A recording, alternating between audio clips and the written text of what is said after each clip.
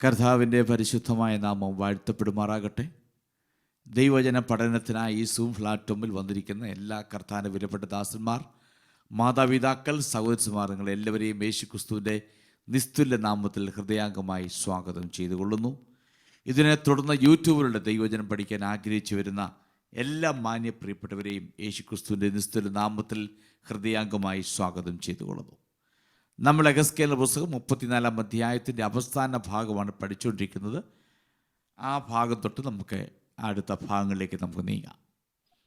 നമ്മൾ അവസാന ഭാഗം കണ്ടെത്തി നിർത്തിയത്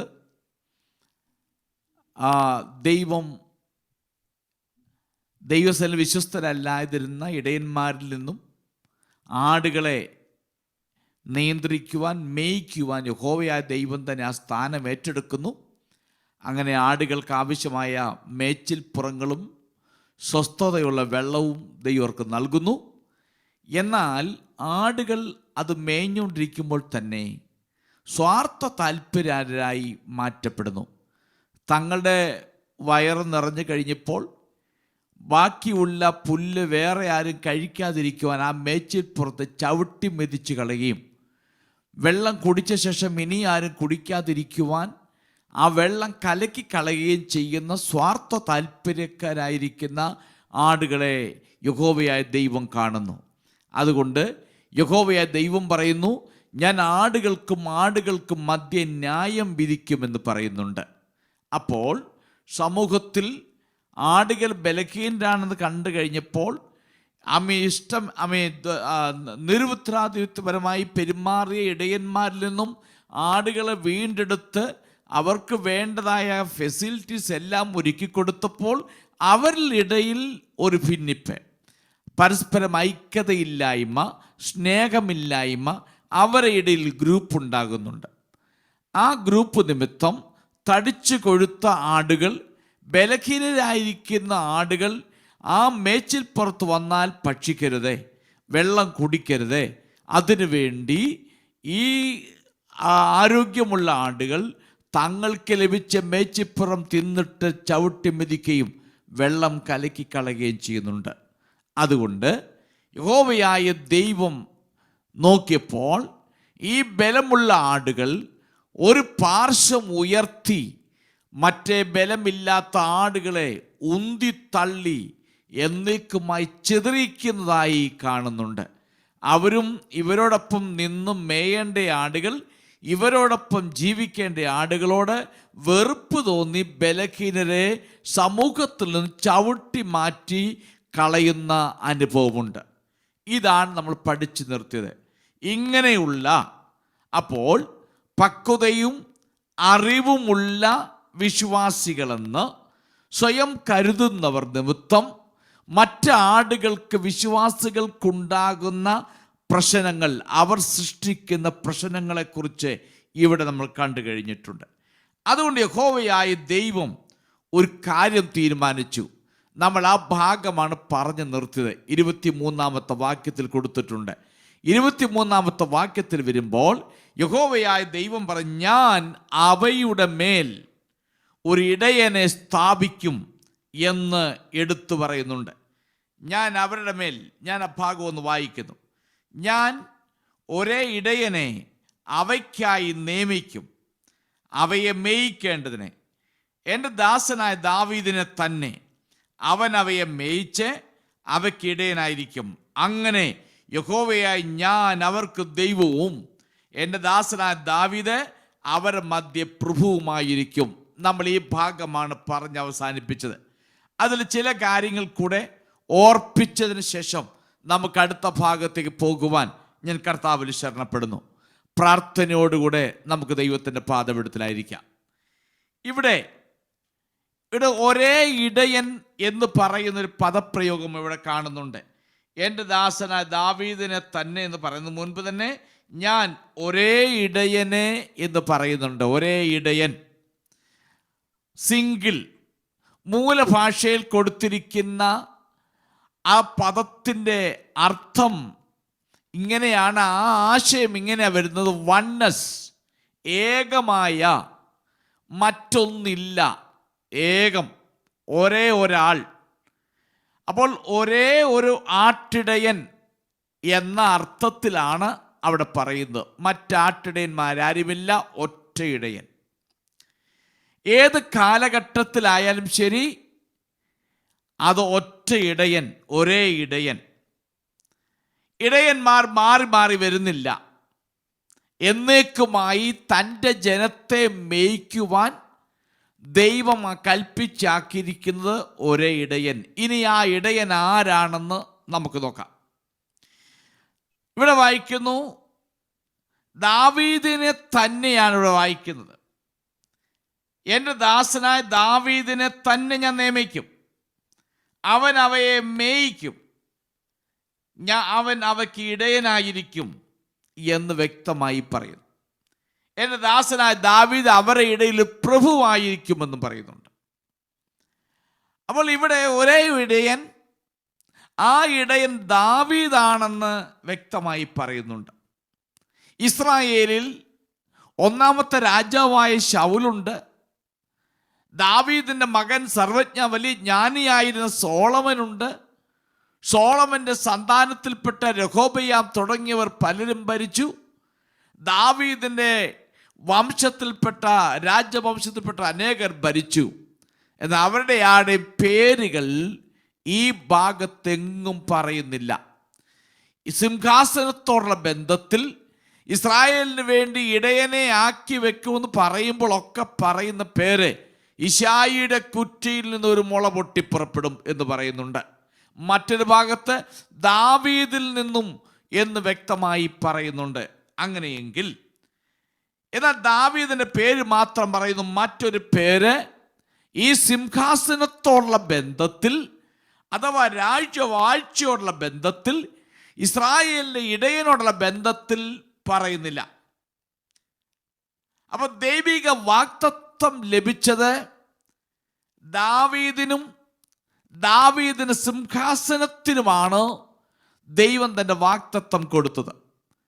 നമ്മൾ കണ്ടായിരുന്നു 1 ശമൂവേൽ പുസ്തകം 7-ാം അധ്യായം 16-ാമത്തെ വാക്യത്തിൽ ഇങ്ങനെ വായിക്കുന്നു, നിന്റെ ഗ്രഹവും നിന്റെ രാജ്യത്വവും എൻ്റെ മുമ്പാകെ എന്നേക്കും സ്ഥിരമായിരിക്കും, നിന്റെ സിംഹാസനം എന്നേക്കും ഉറപ്പിക്കുമെന്ന് വളരെ വ്യക്തമായി പറയുന്നുണ്ട്.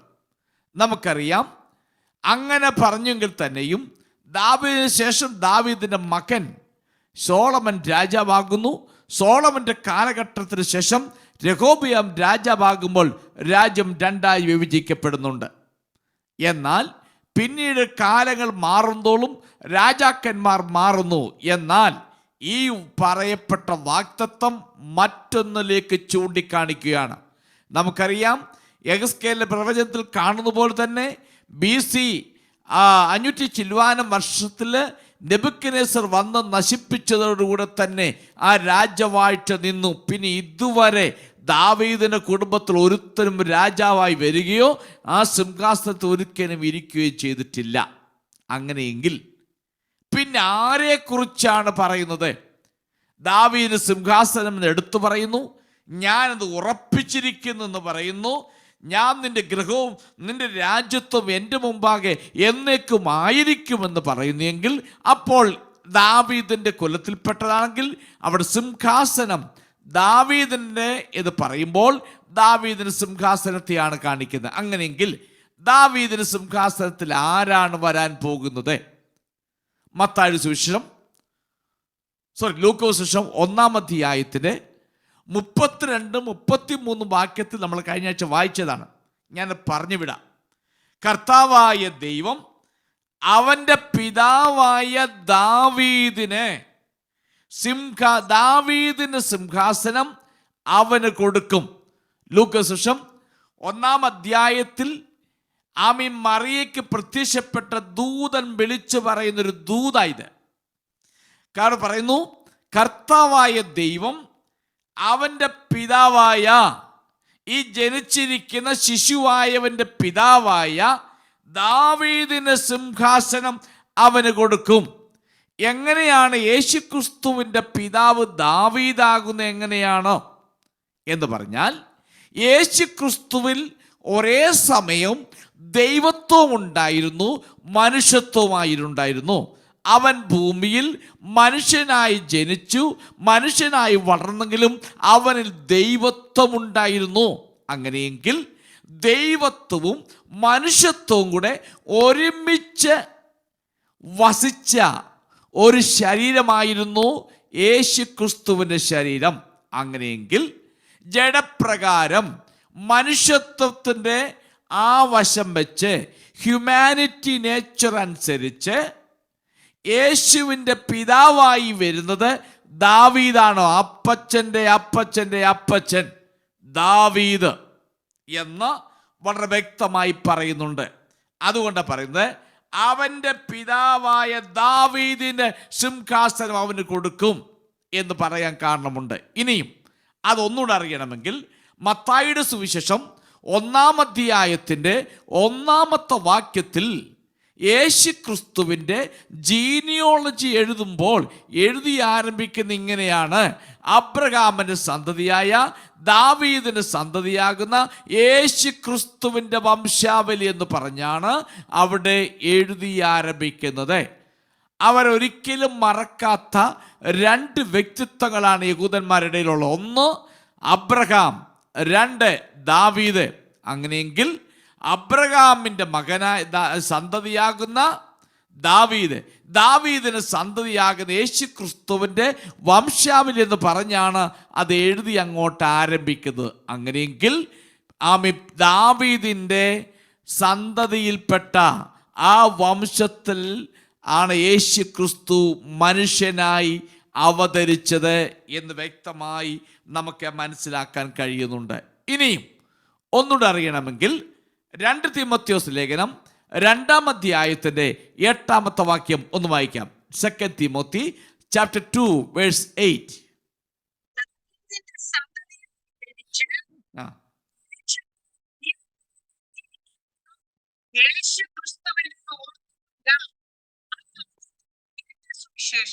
ഓക്കെ, ഒന്നുകൂടെ വായിക്കാമോ? അതൊന്നുകൂടെ ക്ലിയർ ആകട്ടെ. നെറ്റിന്റെ പ്രോബ്ലം ഉണ്ടായിരുന്നു. ഒന്നുകൂടെ.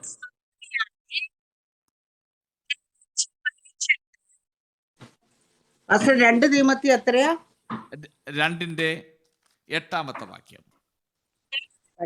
ദാവീദിന്റെ സന്തതിയായി ജനിച്ച് മരിച്ചിട്ട് ഉയർത്തെഴുന്നേറ്റിരിക്കുന്ന യേശു ക്രിസ്തുവിനെ ഓർത്തുകൊള്ളുക. അവിടെ വായിക്കുന്നു ദാവീദിന്റെ സന്തതിയായി ജനിച്ച് മരിച്ചടക്കപ്പെട്ട യേശു ക്രിസ്തുവിനെ ഓർത്തുകൊള്ളുക, അതാകുന്നു എൻ്റെ സുവിശേഷം. അപ്പൊ അവിടെയും വ്യക്തമായി പറയുന്നു മനുഷ്യത്വ പ്രകാരം ദാവീദിന് സന്തതിയാണ് യേശു ക്രിസ്തു എന്ന് വ്യക്തമായി തെളിയുന്നുണ്ട്. അങ്ങനെയെങ്കിൽ ഇവിടെ പറയുന്ന പോലെ ആ സിംഹാസനം ഉറപ്പിച്ചു കൊടുക്കുന്നത് ഇതുവരെ ആർക്കും ഉറപ്പിച്ചു കൊടുത്തിട്ടില്ല. ഇവിടെ വായിക്കുന്നു ഒരേ ഇടയനെന്നാണ് വായിക്കുന്നത്. ദാവീദിന് ശേഷം സോളമൻ വരുന്നു, സോളമന് ശേഷം അവൻ്റെ മകൻ വരുന്നു, അതിനുശേഷം അടുത്ത മകൻ വരുന്നു. എന്നാൽ ഇനിയും ഇതിനകത്തിരിക്കാൻ പോകുന്ന ദാവീദിന് സന്തതിയിൽപ്പെട്ട യേശു ക്രിസ്തു അതിലിരിക്കാൻ വേണ്ടി പോവുകയാണ്. ആ സിംഹാസനം എന്നേക്കുമുള്ളതാണ്. ആ ഒറ്റ ഇടയനായിരിക്കും ഇനിയും ഇസ്രായേൽ ജനത്തെ മേയിക്കുവാൻ വേണ്ടി പോകുന്നത്. ഇത് എൻ്റെ ദാസനായ ദാവീദ് നയിക്കും. അത് ദാവീദിന് സിംഹാസനത്തെ കാണിക്കുന്നു. ആ സിംഹാസനം ഉറപ്പുള്ളതാണ്. അതിൽ ഇരിക്കുന്നവൻ ഒരുവൻ മാത്രം, അത് കർത്താവായ യേശു ക്രിസ്തു. കർത്താവ് മശിഹയായി ഇനിയും ഭൂമിയിൽ വരും, വന്ന് തൻ്റെ മശിഹയെ വാഴ്ച ആരംഭിക്കുന്ന കാലഘട്ടത്തെക്കുറിച്ചാണ് ഈ ഭാഗത്ത് വളരെ വ്യക്തമായി പറയുന്നത്. അങ്ങനെയെങ്കിൽ അതിവിദൂരമല്ലാത്ത അവസ്ഥയിൽ 1000 ആണ്ട് വാഴ്ച ഈ ഭൂമിയിൽ നടക്കും. ആ 1000 ആണ്ട് വാഴ്ചയിൽ ലോകത്തുള്ള സകല രാജാക്കന്മാരെയും സകല ജനത്തിനെയും ഭരിക്കുവാൻ ഒരേ ഇടയൻ ലോകത്തിലുണ്ട്. കർത്താവായ യേശു ക്രിസ്തുവിൻ്റെ മശിഹയ വാഴ്ചയെക്കുറിച്ചാണ് ആ ഭാഗം പറയുന്നത്. ഞാൻ 1-2 ഭാഗങ്ങൾ കൂടെ പറഞ്ഞത് ആ ഭാഗം വിടട്ടെ. വെളിപ്പാട് പുസ്തകം 4-ാം അധ്യായത്തിൻ്റെ 1 മുതൽ വാക്യങ്ങൾ ഒന്ന് വായിച്ച്.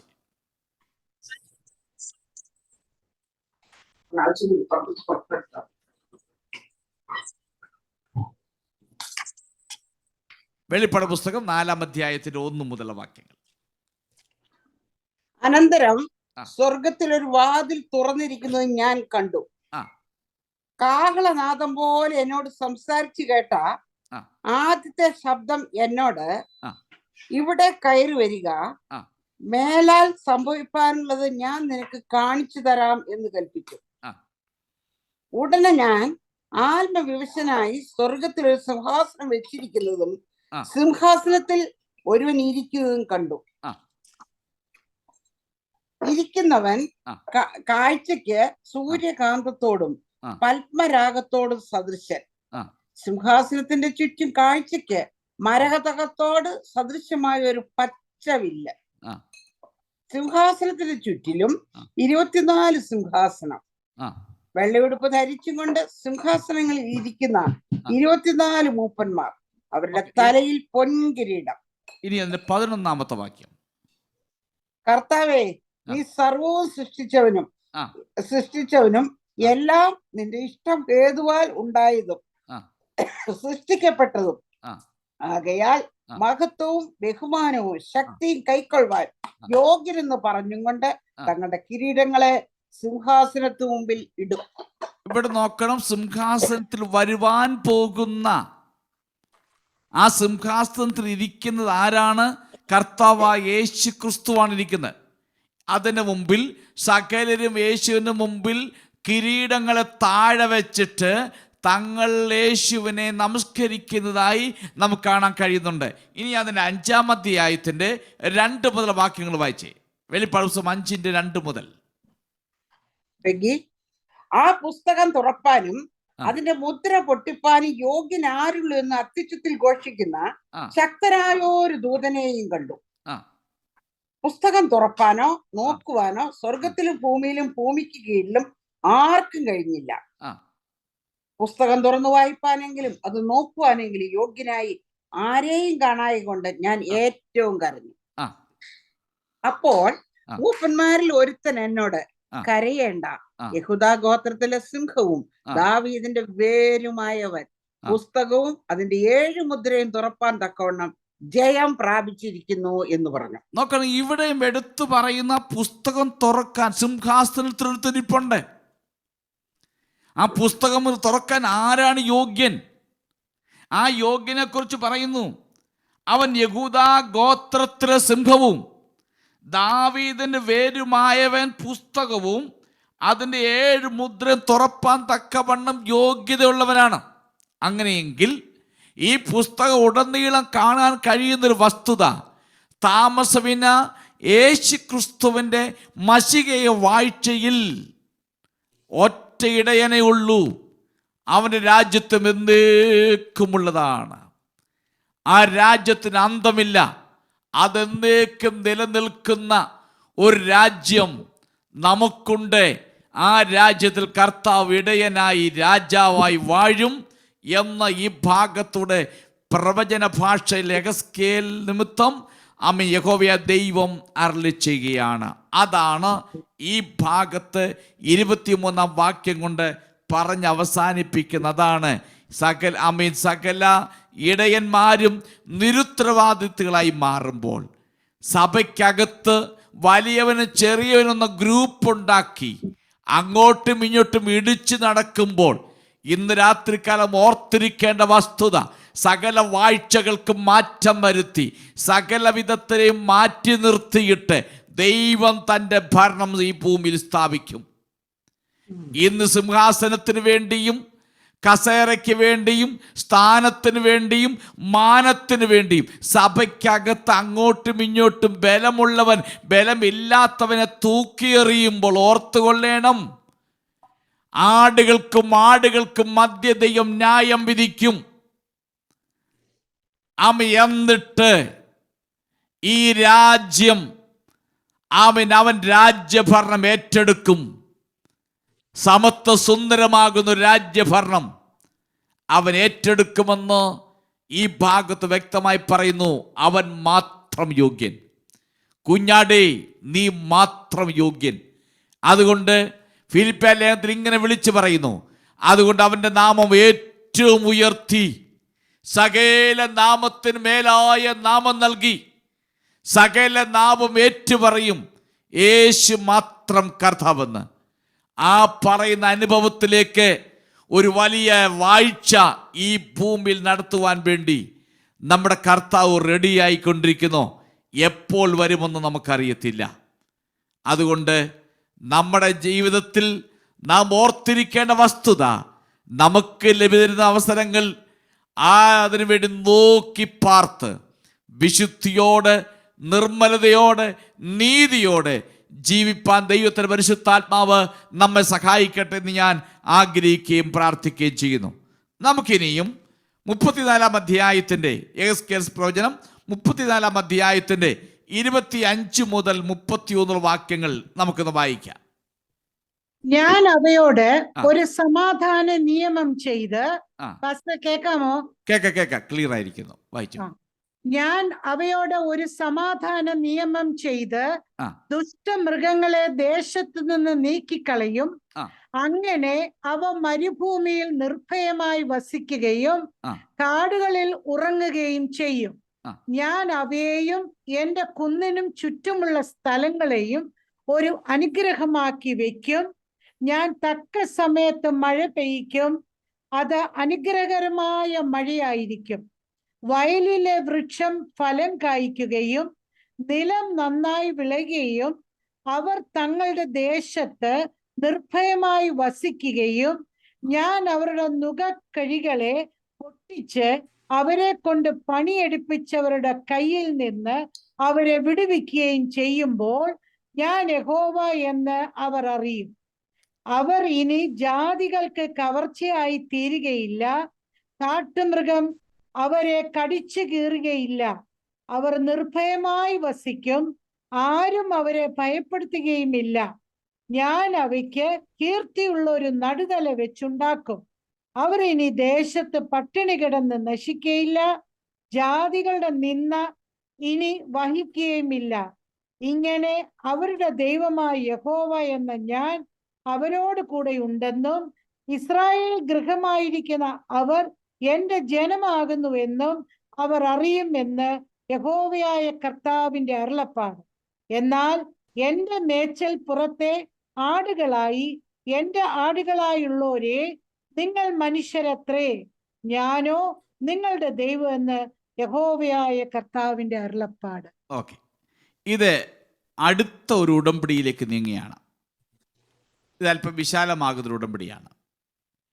ആദ്യം പറഞ്ഞത് ഞാൻ ഒരു ഇടയനെ ആക്കും, ആ ഇടയൻ ആരാണെന്ന് പറഞ്ഞ ശേഷം ഇനി ആ ഇടയൻ ഭരിക്കുന്ന നിമിത്തം ഉണ്ടാകാൻ പോകുന്ന ഉടമ്പടിയുടെ കാര്യങ്ങളാണ് പറയുന്നത്. യഹോവ ഇസ്രായേലുമായി ചെയ്ത ഒരു ഉടമ്പടി. ഇസ്രായേൽ എന്ന രാജ്യത്ത് ദൈവം ഒരു സമാധാന ഉടമ്പടി ഉണ്ടാക്കുമെന്ന് പറയുകയാണ്. ഈ അധ്യായം അവസാനിപ്പിക്കുമ്പോൾ ഒരു പുനഃസ്ഥാപിതമായ ജനതയുമായുള്ള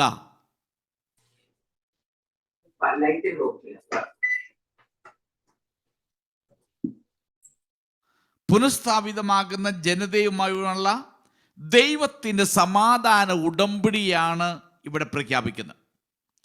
ഞാൻ അവരുമായൊരു സമാധാന ഉടമ്പടി ഉണ്ടാക്കും. വീണ്ടും ഇതെല്ലാം ഒരു പുതിയ ഉടമ്പടിയിലേക്ക് വിരൽ ചൂണ്ടുകയാണ്. പ്രത്യേകിച്ച് സഹസ്രാബ്ദ വാഴ്ചയിലെ അതിൻ്റെ പൂർണ്ണതയിലേക്കും അതിൻ്റെ പരിസമാപ്തിയിലേക്കുമുള്ള ആ കാലഘട്ടത്തിലെ സമാധാന വാഗ്ദത്തങ്ങളിലേക്കുമാണ് ഈ ഭാഗം വിരൽ ചൂണ്ടുന്നത്. 25 മുതൽ 31 വരെ വാക്യങ്ങൾ ആ ഭാഗത്തേക്ക് വിരൽ ചൂണ്ടുന്നത്. ഒന്നൊന്നായി അതിൻ്റെ മുമ്പിൽ അത് പറയാൻ സമയമില്ല, ഓടിച്ച് ഞാൻ വിടാം. ഇനി യെശയ്യാ പ്രവചനം 2-4 വാക്യം ഒന്ന് വായിച്ചേ. ഐശയ്യ ചാപ്റ്റർ 2 വേഴ്സ് 4.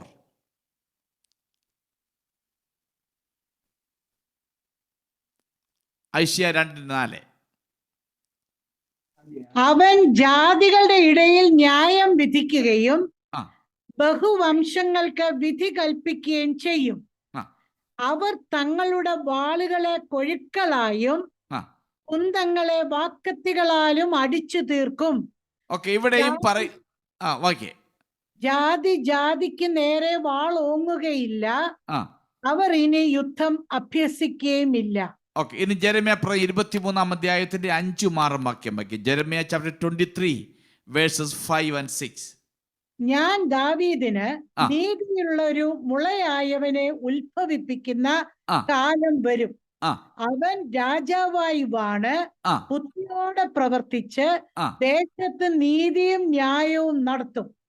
നോക്കട്ടെ, അവന്റെ ഇത് യേശു ക്രിസ്തുവിന്റെ രാജാവായി വരുമെന്ന് വളരെ വ്യക്തമായി പറയുന്ന അടുത്തൊരു ഭാഗമാണിത്.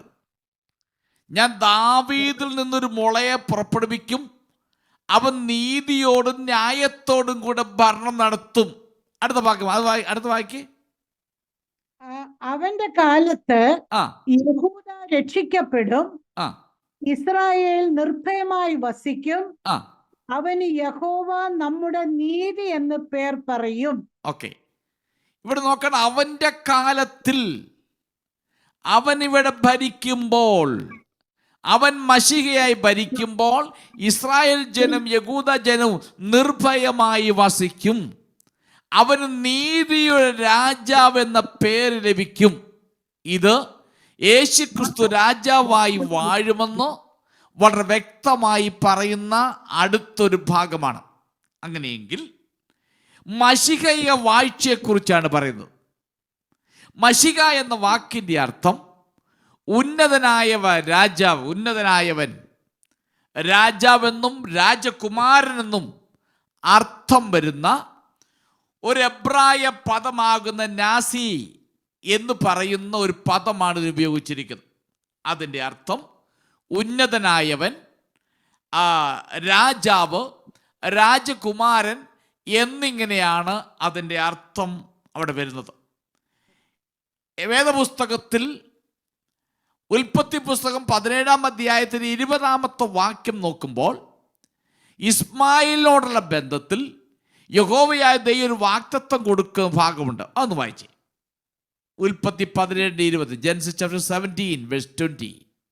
ഇസ്മായേലിനെ കുറിച്ചും ഞാൻ നിന്റെ അപേക്ഷ കേട്ടിരിക്കുന്നു.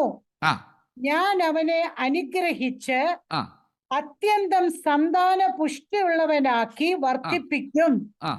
അവൻ 12 പ്രഭുക്കന്മാരെ ജനിപ്പിക്കും.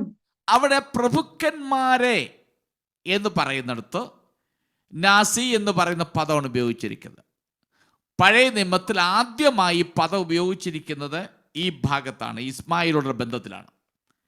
അപ്പോൾ തിരുവെഴുത്തുകളിൽ ഒരിക്കലും ഒരിടത്തും ഈ പദം ഒരു രാജാവിനുള്ള ബന്ധത്തിൽ ഉപയോഗിച്ചിട്ടില്ല. എന്നാൽ പിന്നീട് യേശുക്രിസ്തുവിനെ കുറിച്ച് യെശയ്യാ പ്രവാചകൻ പ്രവചിച്ചു. 9 അധ്യായത്തിന്റെ 6 വാക്യം ഇങ്ങനെ വായിക്കുന്നുണ്ടല്ലോ, നമുക്കൊരു മകൻ നൽകപ്പെട്ടിരിക്കുന്നു, നമുക്കൊരു ശിശു ജനിച്ചിരിക്കുന്നു, നമുക്കൊരു മകൻ നൽകപ്പെട്ടിരിക്കുന്നു, ആധിപത്യം അവന്റെ തോളിലിരിക്കും. അവൻ അത്ഭുത മന്ത്രി, വീരനാം ദൈവം, നിത്യപിതാവ്, സമാധാന പ്രഭു എന്ന് പേർ വിളിക്കപ്പെടും. വായിക്കുന്ന അത്ഭുത മന്ത്രി, വീരനാം ദൈവം, നിത്യപിതാവ്, സമാധാനത്തിന്റെ പ്രഭു. അപ്പൊ യേശുക്രിസ്തു ജനിക്കുന്നതിന് മുൻപ് തന്നെ പ്രവാചകനാകുന്ന യെശയ്യാ പ്രവാചകൻ യേശുക്രിസ്തുവിനെ കുറിച്ചുള്ള പ്രവചനമാണ് പറഞ്ഞത്. അവൻ അത്ഭുത മന്ത്രിയാണ്, വരാൻ പോകുന്നവൻ, ദാവീദിന്റെ മുളയിൽ നിന്നും പൊട്ടി പുറപ്പെട്ട് സിംഹാസനം ഇരിക്കാൻ പോകുന്നവൻ, അവൻ അത്ഭുത മന്ത്രിയാണ്, അവൻ വീരനായ ദൈവമാണ്, അവൻ സമാധാനത്തിന്റെ പ്രഭുവാണ് എന്ന് വളരെ വ്യക്തമായി ഈ ഭാഗത്ത് നമുക്ക് കാണാൻ കഴിയുന്നുണ്ട്. ഇനിയും അടുത്തൊരു ചിന്തയിലേക്ക് പോവുകയാണ്.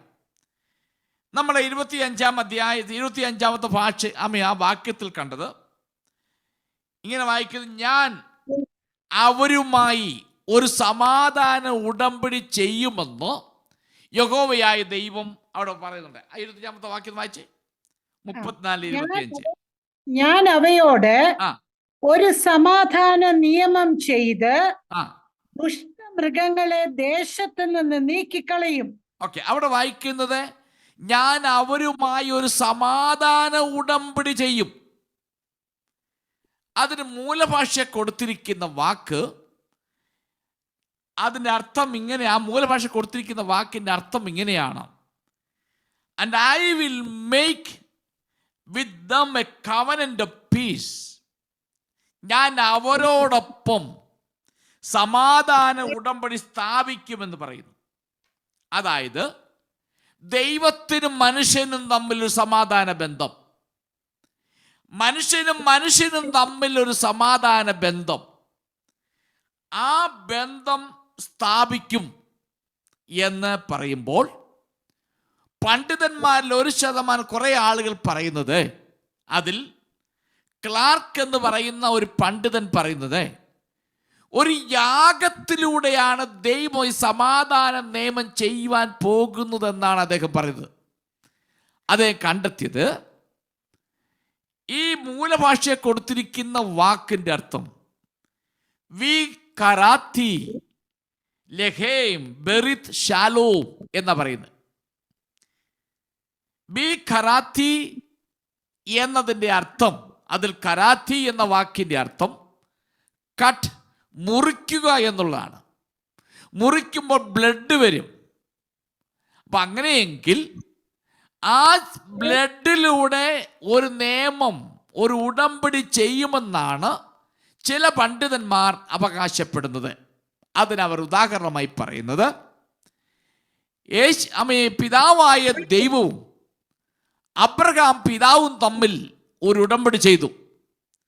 ആ ഉടമ്പടിയിൽ നമുക്ക് കാണാൻ കഴിയുന്നത് ഉൽപ്പത്തി പുസ്തകം 15-ാം അധ്യായത്തിൽ ആ ഉടമ്പടി വളരെ വ്യക്തമായി പറയുന്നുണ്ട്.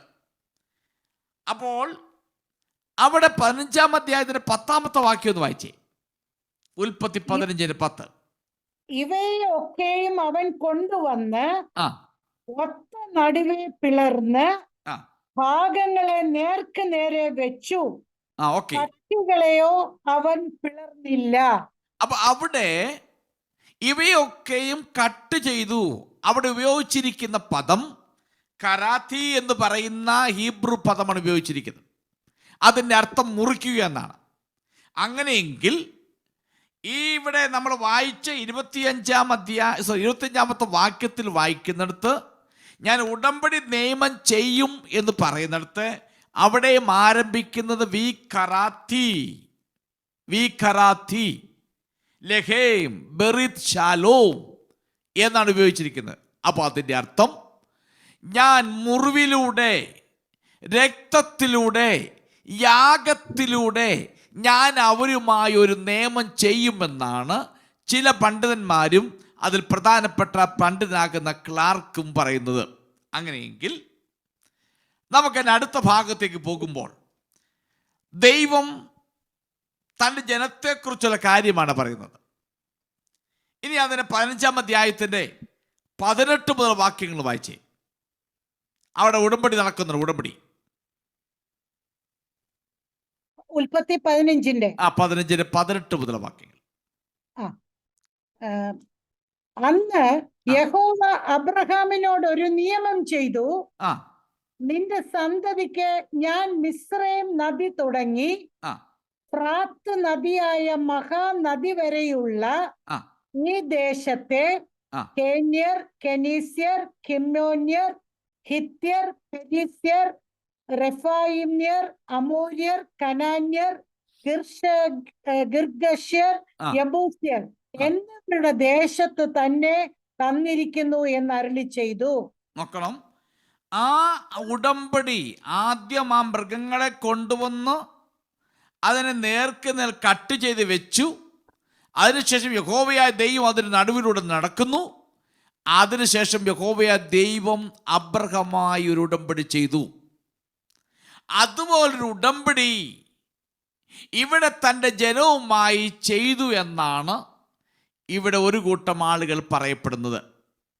അങ്ങനെയെങ്കിൽ നമുക്ക് മനസ്സിലാക്കാൻ കഴിയുന്നത്, ദൈവം ചെയ്ത അടുത്ത ഒരു ഉടമ്പടി, തൻ്റെ യാഗത്തിലൂടെ ചെയ്തെടുത്ത ഉടമ്പടി നമുക്ക് വേണമെങ്കിൽ ആ യാഗത്തെ യേശുക്രിസ്തുവിൻ്റെ കാൽവറി മരണത്തിലേക്ക് വേണമെങ്കിൽ നമുക്ക് കൊണ്ടുപോകാം. അപ്പം അങ്ങനെയെങ്കിൽ യേശുക്രിസ്തുവിൻ്റെ കാൽവറി മരണത്തിലൂടെ ചെയ്തെടുത്ത ഒരു ഉടമ്പടി, ആ ഉടമ്പടിയിലേക്ക് വിരൽ ചൂണ്ടുന്നു എന്ന് ഒരു കൂട്ടം പണ്ഡിതന്മാർ അവകാശപ്പെടുന്നു. അങ്ങനെയെങ്കിൽ ഞാൻ അവരുമായി സമാധാന ഉടമ്പടി ചെയ്യും എന്ന് പറയുന്നത് യാഗത്തിലൂടെയാണെന്ന് പറയുകയാണെങ്കിൽ, യേശു ക്രിസ്തുവിൻ്റെ കാൽവറിയിലൂടെ ചെയ്തതായ പരമയാഗത്തിലൂടെയാണ് ആ ഉടമ്പടി ചെയ്തെടുത്തതെന്നാണ് പണ്ഡിതന്മാർ അവകാശപ്പെടുന്നത് എന്ന് നമുക്കും മനസ്സിലാക്കാൻ കഴിയും. അതുകൊണ്ട് ഞാൻ ആ ഭാഗം തൽക്കാലം വിടുകയാണ്. അപ്പം ദൈവം ഇവിടെ വായിക്കുന്നു, ദൈവം അവരെ രക്ഷിക്കും എന്ന് വളരെ വ്യക്തമായി പറയുന്നുണ്ട്. അവിടെ വായിക്കുന്നു, ആ ദേശത്തു നിന്നും ചിലതിനെ പുറത്താക്കും, കാട്ടുമൃഗങ്ങളെ പുറത്താക്കും എന്ന് പറഞ്ഞാൽ വിദേശ ജനതയെ അവിടെ നിന്നും പുറത്താക്കുമെന്നാണ് അർത്ഥമാക്കുന്നത്. അപ്പോൾ ഇസ്രായേലിന് രാജ്യത്തിന് ദൈവം സമാധാനമുണ്ടാക്കും. ആ വിദേശ രാജ്യത്തു നിന്നുള്ളവരെ ആ രാജ്യത്ത് പുറത്തു കൊണ്ടുപോയി ആ രാജ്യത്ത് സമാധാനം ഉണ്ടാക്കും. അടുത്തത് പറയുന്നത്, ഞാൻ മഴ പെയ്യിക്കും. ആ മഴ പെയ്യിക്കുന്ന നിമിത്തം ഭൂമി കൃഷിക്ക് നല്ലതായി തീരും. മഴ പെയ്തില്ല എന്നതിനാൽ ആ സ്ഥലം വരണ്ടു കിടക്കുകയായിരുന്നു. എന്നാൽ ദൈവം തൻ്റെ മഴയെ ആ ദേശത്തേക്ക് അയച്ചിട്ട് അതിനെ ഫലപുഷ്ടി ഉള്ളതാക്കി തീർക്കുന്നു. ഇത് സമൃദ്ധിയായ വിളവിനെ കാണിക്കുന്നതാണ്. 1000 ആണ്ട് വാഴ്ചയിൽ സമൃദ്ധിയായ വിളവ് നടക്കും എന്ന് വ്യക്തമായി കാണുന്നുണ്ട്. ഒരുത്തനും ഒരു വിദേശ ശക്തിയും വന്നാക്രമിക്കാൻ വരികയില്ല. അത് മഴ പെയ്യിക്കും. സമയാസമയങ്ങളിൽ മഴ പെയ്ത് ആവശ്യത്തിനുള്ളതായ ഫലങ്ങൾ അവർക്ക് ലഭിക്കും. ദേശത്തിലെ സമർത്ഥമാകുന്ന ഫലപുഷ്ടിയെ കാണിക്കുന്നുണ്ട്. ഒരിക്കലും വിളവെടുപ്പ് നഷ്ടമാകുകയില്ല. ആളുകൾക്ക് എപ്പോഴും ഭക്ഷണം കഴിക്കത്തക്ക നിലയിൽ, വിശ്രമിക്കത്തക്ക നിലയിൽ മഴ പെയ്യിച്ച് ഭക്ഷണം കൊടുക്കുകയും കാട്ടുമൃഗങ്ങളെ അവിടെ എന്നേക്കുമായി മാറ്റിക്കളയുമെന്ന് ഈ ഭാഗത്തു നിന്നും വളരെ വ്യക്തമായി പറയുന്നുണ്ട്. ഇനിയും 25 മുതൽ 28 വാക്യങ്ങൾ നമ്മൾ വായിച്ചു. അത് ഇസ്രായേൽ ജനത്തിന് കൊടുക്കാൻ പോകുന്ന 1000 ആണ്ട് വാഴ്ചയിൽ ഉണ്ടാകുന്ന സുരക്ഷിതത്തെ കുറിച്ചാണ് പറയുന്നത്. കാടുകളിൽ ഉറങ്ങുമെന്ന് വായിക്കുന്നു. അങ്ങനെ അവിടെ വായിക്കുന്നത് കാടുകളിൽ ഉറങ്ങും. അതിൻ്റെ 27 വാക്യം, അവർ തങ്ങളുടെ ദേശത്ത് നിർഭയമായി വസിക്കും. ഞാൻ അവരെ നുകക്കുഴികളെ പൊട്ടിച്ച് അവരെ കൊണ്ട് പണിയെടുപ്പിച്ചവരുടെ കയ്യിൽ നിന്ന് അവരെ ചെയ്യുമ്പോൾ ഞാൻ യഹോവ എന്നവർ അറിയും. അതെ. ഇനിയും 28 വാക്യം, അവർ ഇനി ജാതികൾക്ക് കവർച്ചയായി തീരുകയില്ല. കാട്ടുമൃഗം അവരെ കടിച്ചു കീറുകയില്ല. കാട്ടുമൃഗം അവരെ കടിച്ചു കീറുകയില്ല. അവരുടെ വനങ്ങളിൽ കാടുകളിൽ നിർഭയമായി വസിക്കും. ഇതെല്ലാം അവരെ ഭയപ്പെടുത്തുകയും ഇല്ല. ഞാൻ അവർക്ക് കീർത്തിയുള്ള ഒരു നടുതല വെച്ചുണ്ടാക്കും. ഓക്കെ. അപ്പൊ ഇത് മശികൈക വാഴ്ചയിൽ, സഹസ്രാബ്ദ വാഴ്ചയിൽ സംഭവിക്കാൻ പോകുന്ന കാര്യമാണിത്. ഭൂമിയിൽ നിന്ന് കാട്ടുമൃഗങ്ങളെ ഇല്ലാതാക്കി എന്ന് പറഞ്ഞാൽ ശത്രുത മനോഭാവം ഇല്ലാതെ പോകുന്നു. ഒരു വന്യമൃഗം മറ്റൊരു മൃഗങ്ങളെ ആക്രമിക്കാൻ കാരണം, നമുക്കറിയാം, കേരളത്തിൻ്റെ പല ഭാഗങ്ങളിലും വന്യമൃഗങ്ങൾ നാട്ടിലിറങ്ങി മനുഷ്യരെ കൊല്ലുന്നു, മറ്റ് മൃഗങ്ങളെ ഉപദ്രവിക്കുന്നു. കാരണം ശത്രുതാ മനോഭാവം ഉള്ളത് കൊണ്ടാണ്, അല്ല വേറൊന്നുമല്ല. അപ്പൊ അന്ന് 1000 ആണ്ട് വാഴ്ചയിൽ ശത്രുതാ മനോഭാവം ഇല്ലാതായിത്തീരും. എല്ലാവരും ഒരുപോലെയാണ് എന്നാണ് ഈ ഭാഗത്ത് നിന്നും വളരെ വ്യക്തമായി നമുക്ക് മനസ്സിലാക്കുവാൻ കഴിയുന്നത്. അപ്പോൾ ദൈവം ഭൂമിയിൽ നിന്ന് കാട്ടുമൃഗങ്ങളെ ഇല്ലാതാക്കി എന്ന് പറഞ്ഞാൽ ശത്രുതാ മനോഭാവം ഇല്ലാതാക്കുന്നു. പരിസ്ഥിതി ക്രമത്തിൻ്റെ പരിവർത്തനത്തിൻ്റെയും വാഗ്ദാനങ്ങളും ഈ സഹസ്രാബ്ദ വാഴ്ചയിലേക്ക് വിരൽ ചൂണ്ടുന്നതായി നമുക്ക് കാണാൻ കഴിയുന്നുണ്ട് എന്ന് നമുക്ക് ഈ ഭാഗത്തു നിന്നും വളരെ വ്യക്തമായി കാണുന്നു. നമുക്ക് 2 വാക്യങ്ങളോട് വായിച്ച് ഇന്ന് രാത്രി നമുക്ക് ചിന്ത അവസാനിപ്പിക്കാം. ഒന്ന്, യെശയ്യാ പ്രവചനം 11-ാം അധ്യായത്തിന്റെ 6-ഉം 8-ഉം വാക്യം ഒന്ന് വായിക്കാം. ചെന്നായി കുഞ്ഞാടിനോട് കൂടെ പാർക്കും, ആ, പുള്ളിപ്പുലി കോലാട്ട് കുട്ടിയോട് കൂടെ കിടക്കും. ശ്രദ്ധിക്കണം, ഒരു മിനിറ്റ്. ഇത് 1000 ആണ്ട് വാഴ്ചകൾ ബന്ധത്തിൽ പറയുന്നൊരു ഭാഗമാണ്. ശത്രുതാ മനോഭാവം ഇല്ലാത്ത നിലയിൽ വന്യമൃഗങ്ങൾ, കാട്ടുമൃഗങ്ങൾ ഒരുമിച്ച് കഴിയുന്നൊരു ഭാഗമാണ്. വായിച്ചേ. ചെന്നായി കുഞ്ഞാടിനോട് കൂടെ പാർക്കും, ആ, പുള്ളിപ്പുലി കോലാട്ട് കുട്ടിയോട് കൂടെ കിടക്കും. ആ, പശുക്കിടാവും ബാലസിംഹവും തടിപ്പിച്ച മൃഗവും ഒരുമിച്ച് പാർക്കും. ആ, ഒരു ചെറിയ കുട്ടി അവയെ നടത്തും. ആ, പശു കരടിയോടുകൂടെ മേയും. ആ, അവരുടെ കുട്ടികൾ ഒരുമിച്ച് കിടക്കും. ആ, സിംഹം കാള എന്ന പോലെ വൈക്കോൽ തിന്നും. ആ, മുല കുടിക്കുന്ന ശിശു സർപ്പത്തിന്റെ പോത്തിങ്കൽ കളിക്കും. ആ. മുലകുടി മാറിയ പൈതൽ അണലിയുടെ പൊത്തിൽ കൈയിടും. ഇനി യെശയ്യാ 65-ാം അധ്യായത്തിലേക്ക് പോകാം. യെശയ്യാ പ്രവചനം 65-ാം അധ്യായത്തിന്റെ 20-ാമത്തെ വാക്യം വായിച്ച്. ഐശയ്യാ ചാപ്റ്റർ 65 വേഴ്സ് 20. കുറെ ദിവസം മാത്രം ജീവിക്കുന്ന കുട്ടിയും ആ, ആയുസ് തികയാത്ത വൃദ്ധനും അവിടെ ഇനി ഉണ്ടാകയില്ല. ലോങ് ഇയേഴ്സ്, ദീർഘായുസിനെ കുറിച്ചാണ് പറയുന്നത്. അടുത്തേ, ബാലൻ 100 വയസ്സ് പ്രായമുള്ളവനായി മരിക്കും. ആ, പാപിയോ 100 വയസ്സുള്ളവനായിരുന്നാലും ആ, ശപിക്കപ്പെട്ടവൻ എന്നേ വരൂ. ആ, അവർ വീടുകളെ പണിത് പാർക്കും.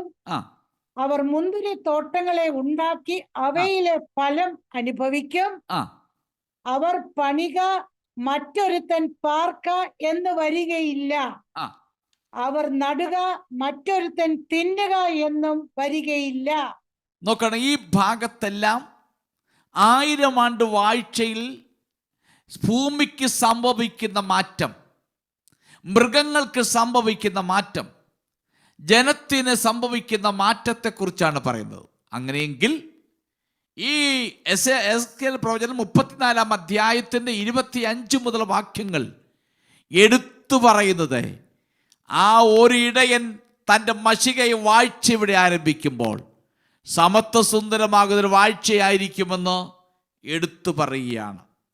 ഇത് ദൈവത്തിൻ്റെ നേതൃത്വത്തിൽ ഭാവിയിലെ പുനഃസ്ഥാപനത്തെയും സമാധാനത്തിൻ്റെയും നീതിയുടെയും ഒരു വാഴ്ചയാണ് ഇവിടെ സൂചിപ്പിക്കുന്നത്.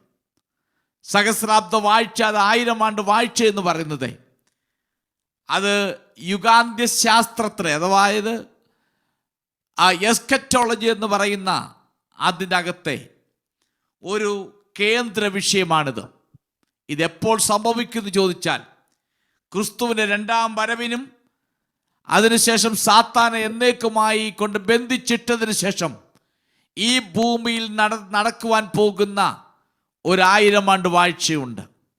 ആ ഭാഗത്തെക്കുറിച്ചാണ് ഇവിടെ യെഹെസ്കേൽ പ്രവചനത്തിലൂടെ യഹോവയായ ദൈവം അരുളി ചെയ്യുന്നു. നമ്മൾ വായിച്ച യെശയ്യാവിന്റെ പ്രവചനത്തിൽ അതെടുത്തു പറയുന്നു, ജെരമ്യാ പ്രവചനത്തിൽ അതെടുത്തു പറയുന്നു. അങ്ങനെയെങ്കിൽ ദൈവജനങ്ങളെ ഓർത്തുകൊള്ളണം, ഈ ഭൂമിയിൽ ദൈവം തരുന്ന ആയുസ്സ് കർത്താവിന് പ്രയോജനമുള്ളവരായി ജീവിച്ചാൽ, മറ്റുള്ള സഹജീവികളോട് നമ്മൾ ദയവ് കാണിച്ചാൽ, അവരോട് സ്നേഹം കാണിച്ചാൽ, അവരോട് ചേർന്ന് നിന്ന് ഐക്യതയോടെ നിന്ന് ദൈവത്തെ സേവിച്ചാൽ, നമുക്കും ഈ 1000 ആണ്ട് വാഴ്ചയിൽ നമുക്കും പ്രവേശിക്കുവാൻ കഴിയും. അതുകൊണ്ട് നമുക്ക് തരുന്ന ആയുസ് ദൈവത്തിൻ്റെ ദാനമാണെന്ന് ഓർത്ത് ഇതോർത്ത് സ്തോത്രം പറയുകയും ഇതിനു വേണ്ടി നമ്മെ തന്നെ ഒരുക്കിയെടുക്കുകയും ചെയ്യാം. നമ്മളിത് കേൾക്കുമ്പോൾ നമ്മുടെ ജീവിതത്തിൽ പുളകമണിയിക്കുന്നു, സന്തോഷമണിയിക്കുമ്പോൾ ഓർത്തുകൊള്ളണം, നമുക്ക് നമ്മെ തന്നെ ഒരുക്കാം. അതിനു വേണ്ടി നമുക്ക് നമ്മെ തന്നെ ഒരുക്കി മുന്നോട്ട് യാത്ര ചെയ്യുവാൻ ദൈവത്തിൻ്റെ ആത്മാവ് കൃപ നൽകട്ടെ എന്ന് പറഞ്ഞുകൊണ്ട് എൻ്റെ വാക്കുകൾ അവസാനിപ്പിക്കുന്നു. ദൈവം നിങ്ങളെല്ലാവരെയും അനുഗ്രഹിക്കുമാറാകട്ടെ.